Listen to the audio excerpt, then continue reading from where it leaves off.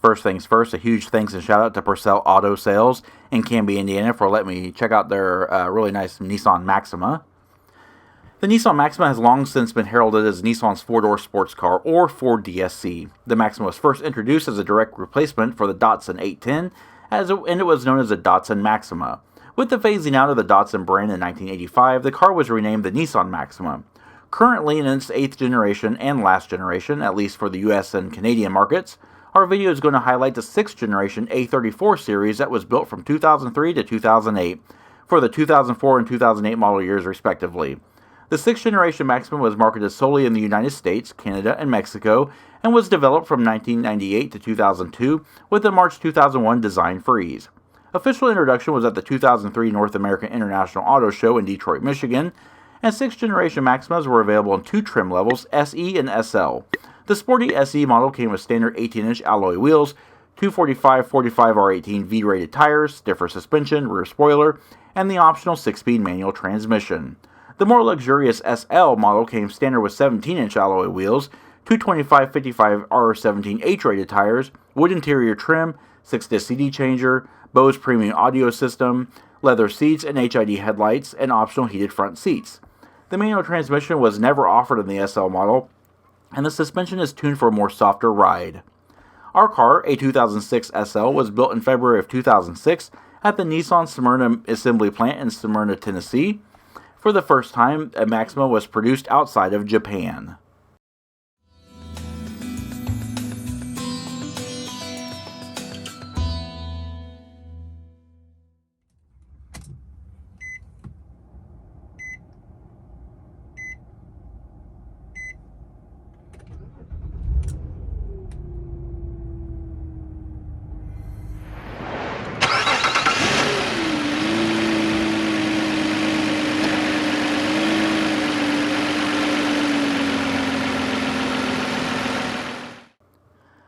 Hey everyone, in today's detailed in-depth review series, we're taking a look at this very nice and very well equipped 2006 Nissan Maxima 3.5 SL. This Maxima is in coral sand metallic and it features the cafe latte leather interior. This is going to be a full in-depth review. We're going to cover everything from the exterior to the interior and everything else in between. I do have full when new pricing shown on the screen. This is not what they're asking for. This is actually just the window sticker pricing from when the car was brand new.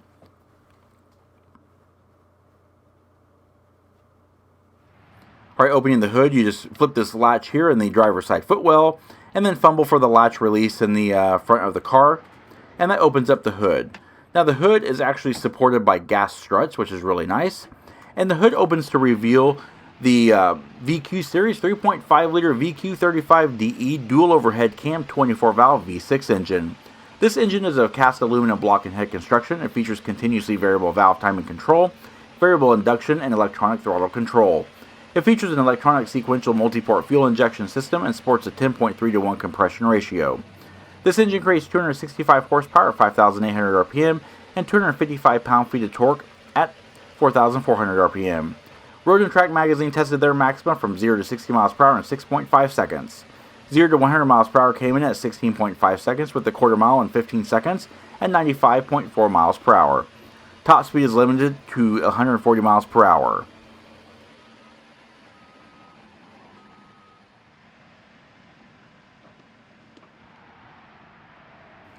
And all Maximas were equipped with 20 US gallon fuel capacities and consume 4.8 gallons per 100 miles driven, with an estimated total driving range of around 420 miles. EPA fuel economy figures are 18 miles per gallon in the city, 26 miles per gallon on the highway, and a combined average of 21 miles per gallon.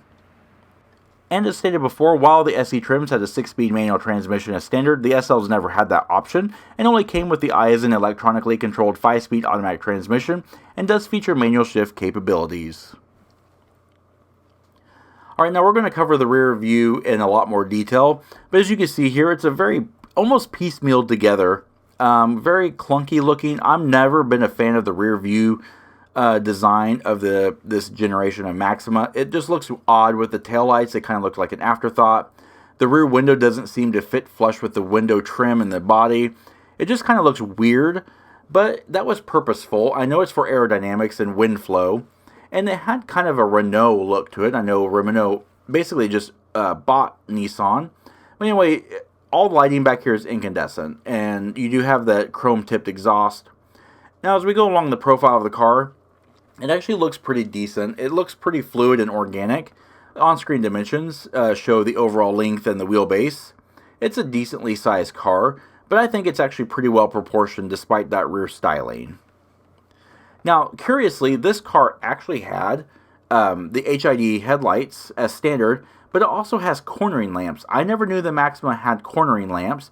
By turning the headlights on and indicating your intentional turn, it actually activates those bright, what I always thought were fog lights, but it's actually the cornering lamps. I never knew that, and I learned it when I filmed this vehicle. So yeah, there you go. The cornering lamps on the Nissan Maxima. Steering on this vehicle is hydraulically assisted vehicle speed sensitive variable rate rack and pinion with a 16.2 to 1 ratio, 2.6 turns lock to lock, and a 40-foot turning radius. Wheels are the 17 by 7 inch 7 spoke aluminums shot in 225/55 HR17 tires. Brakes are 4-wheel disc brakes with ABS, traction control, electronic brake force distribution, and brake assist. They do feature 12.6 inch ventilated rotors up front and 11.5 inch solid rotors in the rear. The brakes can halt the Maxima from 70 miles per hour to 0 in 184 feet. Alright, now we're going to walk along the front of the car. Probably the car's best view is up here. The front end styling is very dramatic, very edgy, and very chiseled looking. The headlamps look like they're lifted right off the Z series cars, as does the grille. It also would look right at home in France. It's a very French design car, but here in America, it worked. I mean, they sold well. So you have clear lenses, chrome bezels, stacked design here with the turn indicators on top, high intensity discharge headlamps in the bottom, and your driving lights in the center. Alright, before we get inside, let's take a look at what we got. We just have a standard Nissan key. No smart key here, just a dual bladed key with the Nissan logo here on the key head. But we do have remote transmitter, remote keyless entry. And on the button we have lock, unlock, your trunk release, and your panic button. So we're just going to unlock the car. It is already unlocked, and let's take a look inside. As I say before, we do not have a smart key access, so nothing here like that. There's no button or anything like that, so we're just going to open the door. And upon opening the door, what you find is a very, very nice interior, a very futuristic looking interior. I really actually love the way these Nissans looked about 20 years ago. They had more of a French style to them, like a Renault. Just very quirky and very different. So taking a look at the door panels here, as you can see here, it's a two-tone door treatment. We have this really nice soft touch grained vinyl up here, and it goes into the A-pillar with the tweeter there for the premium sound system. It's got a Bose sound system, chrome door pulls here. You've also got 2 driver memory. This entire section here is like an Alcantara. Very nice, very suede feel. You got some wood trim here. It is harvested from the plastic forest, but it has a very nice grain to it, and it actually has some metallic flake in it. Kind of gives it that natural look. Nissan did actually a really good job on their fake wood trim.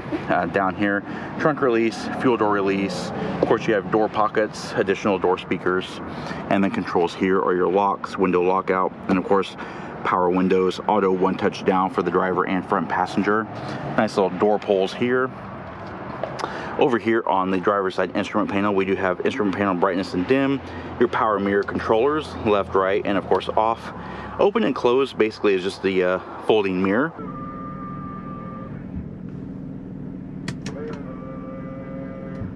Heated steering wheel and traction control. Now, down in the footwell, we do not have a manual transmission. This is just an automatic transmission, so only 2 pedals.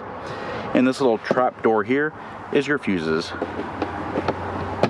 Hood release is right here. And of course, paired with the memory is your tilt and telescope steering wheel. Nice little feature there.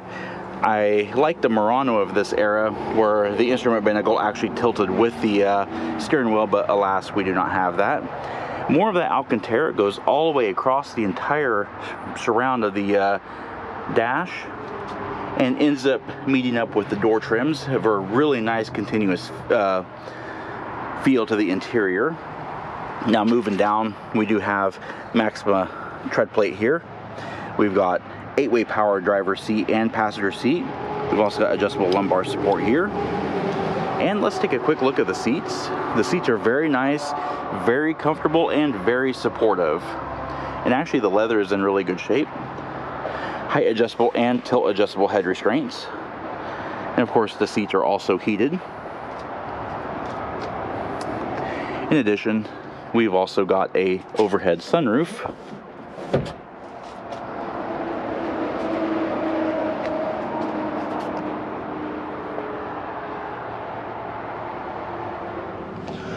Alright, now that we're inside, let's pan through the interior, show more details. As shown before, it is a 3-spoke, leather-wrapped steering wheel, and it is heated, and it does have these silver titanium spokes. The Nissan branded airbag cover, of course. Got some wear down here, but never mind, it's a 20-year-old car almost. Now we do have steering wheel controls for audio, voice command, Bluetooth, all that kind of stuff. Seek, scan, volume. Over here we have our cruise control. No smart cruise or anything like that, but cruise control nonetheless. Multifunction controls here control our headlamps, fog lamps, turn indicators, high beams, and all that kind of stuff. Over on the right hand side we have wiper washer controls. Staring straight ahead of us is a very unique instrument cluster. It's a floating binnacle design, and it has bright orange LED backlighting. And over here we have a fuel level, and our level is low. Yes, the level low light is on, and coolant temperature is over here on the leftmost pod, and the odometer, as well as trip A and trip B by this button here. And at the time of this recording, this vehicle currently has 97,031 miles. Now, front and center is our 160 mile per hour speedometer, and we have our Prindle display here in the speedometer as well. So as you cycle through the gears, it actually goes through what gear you're in, and then an 8,000 RPM tach on the rightmost pod. These little black circles are your turn indicators. Alright, let's pan over the top of the dash. As stated before, we have that Alcantara going all the way across the perimeter of the dash. Looks very, very nice, gives a very nice, harmonious, continuous feel to the entire interior. And of course, this dashboard is actually very well slanted. It's at about a 45-degree angle. Kind of like in the Nissan Quest, that similar design there. Now, up here we do have a display screen. However, it is not a touch screen or anything like that. It's just an orange LCD backlit display. Nothing really fancy here.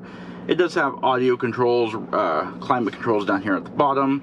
And of course, we've also got some trip features here by hitting the trip buttons here. Fuel economy, we're in that right now. And then trip, you got trip A and trip B, just elapsed time and all that kind of stuff. Does have the clock, outside temperature, and then you also have settings, so you can go through a bunch of different settings here. And then maintenance. So moving down, no backup camera, no navigation, nothing like that. Moving down, we do have radio controls, seek and scan, track select, tune, rewind and fast forward, pause and mute, program repeat. You can do day and night. You can also do back. This is your little joystick to select different settings and stuff like that. You can do settings. This is all your trip computers here. Trip reset, English metric, hour minute set, audio controls, push. This is the volume and power. This is our audio seek and scan type of thing. AM, FM, CD tape, satellite radio, presets, dual zone climate controls down here, a CD player, a tape player with a cassette in it. This is the Grammy's Greatest Moments, Volume 2 from 1994. And the previous owner put in a Delphi Rode XT XM receiver. And then here we have just a little storage area. 4-way flashers here, 12-volt power point there.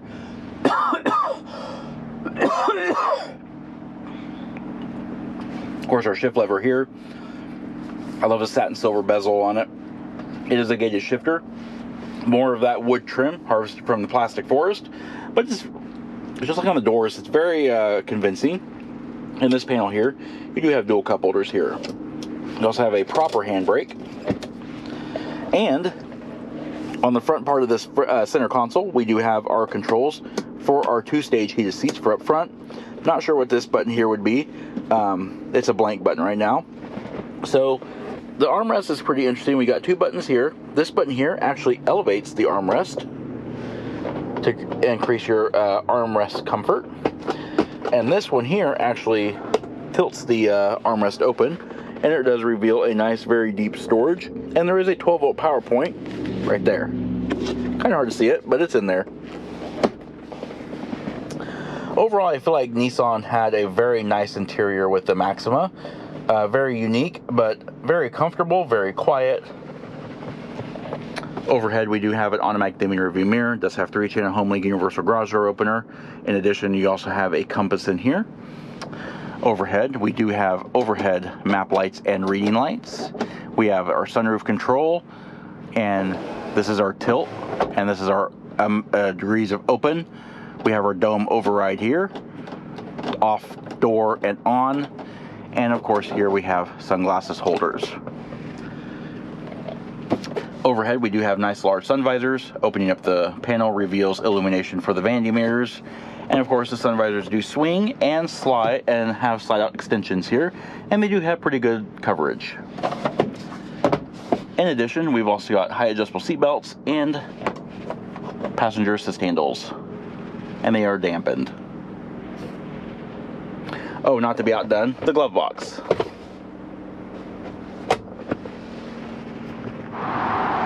All right, now that we're outside, let's take a look at the rear seat.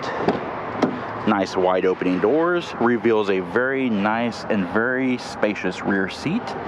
Now these rear seats are non-adjustable, but they do feature high adjustable head restraints, and you have cavernous amounts of head and leg room. Taking a look at the door panels, they are exactly the same as they would be up front. They have that same Alcantara, the very nice textured soft touch material here, chrome door pulls, power windows, more of that fake wood trim, door speakers, and lighting to indicate the door is open. Another nice detail is the fact that you still have the same stainless steel Maxima entry plates as you do up front. Alright, let's take a look at the rear seats. The rear seats are a 60/40 split folding seat. And as stated before, outboard seats have high adjustable head restraints. The inboard-most seat still has its own 3-point belt. And of course, we've also got a fold-down center armrest. And it does feature concealed cup holders, but no storage. Now overhead, we do have overhead reading lights. You've also got passenger assist handles, seat back mat pockets in the backs of both seats, and positional air vents. Just overall a very, very nice, very well equipped car.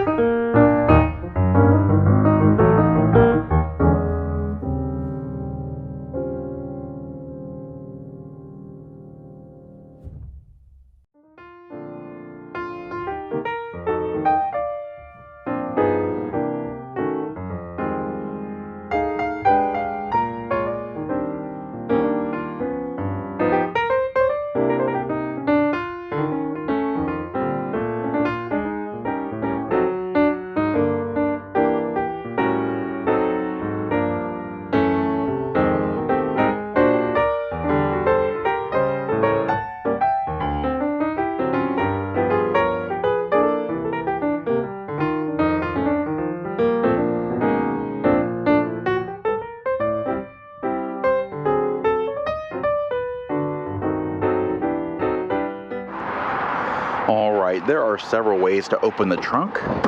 The first way, and the most convenient way, is by pulling on the handle here. This switch here unlatches the trunk. The other way is by pressing and holding the key fob.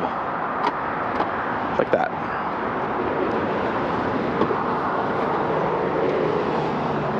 And the trunk opens using hydraulic struts and outboard hinges, so they do not impede in cargo volume and smushing your stuff.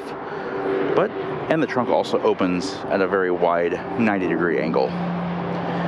It is fully lined and fully carpeted inside. It does have a branded Maxima floor mat. As you can see, those pull downs there are for the seat back releases. Very nice, very large trunk area. Now underneath, you also have a compact spare tire, jack and tools, and there's your divider net there. But just a very nice overall spacious trunk. And you also have an emergency pull handle here if you get trapped in your trunk, which hopefully you don't, but there you go. And closing the trunk is just as easy as doing this. Alright, and there you have it, the 2006 Nissan Maxima. We hope you found the review informative, and if you did, please comment down below. Also, don't forget to hit the like button and subscribe. Check out our Facebook page at facebook.com/neighborhoodcarreviews and our Instagram channel at BrensoJ1. And of course, as always, thanks for watching.